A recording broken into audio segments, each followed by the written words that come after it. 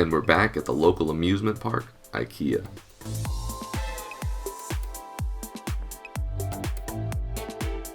Had some people ask about the cabinets in the previous video, so here's a brief look at them. It's $64 for the base, then around $15 for each cabinet door. It's decently inexpensive for the quality you get. It's not as light as the foam, but still lighter than solid wood.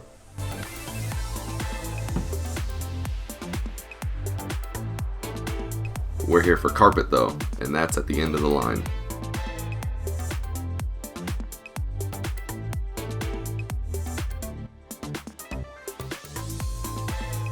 Bright green shag carpet, yep, that's it.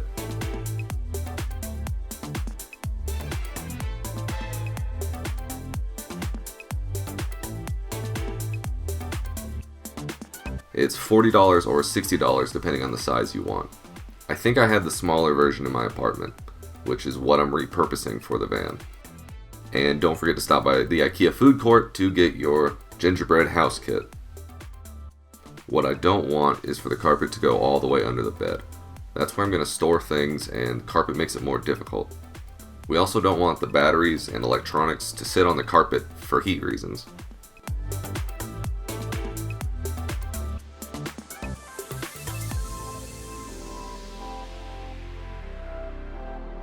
After some quick measurements, it's simple to just get a razor blade and cut out the size you need.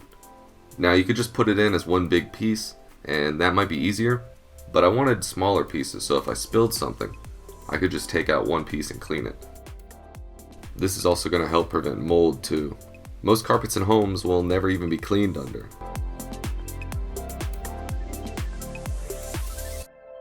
Now, I know what you're thinking. This green carpet is rather polarizing. I've had a lot of people compliment the color and style, but just as many people dislike it. I personally really like shag carpeting, and the color kind of matches. And it's also what I had left over from my previous apartment. I'm not really going for the 60s hippie look with it, but probably can't help the comparison. I'm just hoping it doesn't give off the wrong vibe.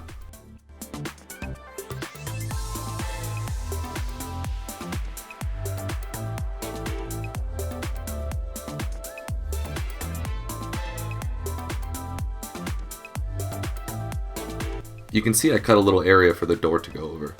I'm not really thrilled about how that looks, but it was necessary to have the door open properly.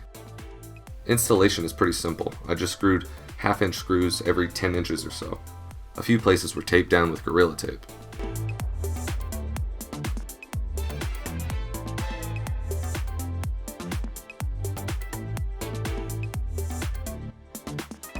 The van is really coming along nicely at this point. And since it was a nice day out, it was pretty comfortable doing some work in there. There's only a little bit left to do with the van, but some big things. While a lot of the gizmos are wired, I haven't assembled the solar system, and that's a big one.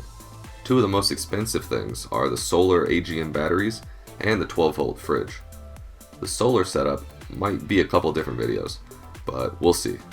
After all that, there's some inventive ideas I came up with after spending several nights sleeping in the van, which will probably get their own videos. There's a lot of really cool stuff in there, like making bug screens for the windows, and a really cool setup for the curtains that make sure to block out all light. You're not going to want to miss that. If you've got any questions about the build, or want me to focus on anything, let me know in the comments.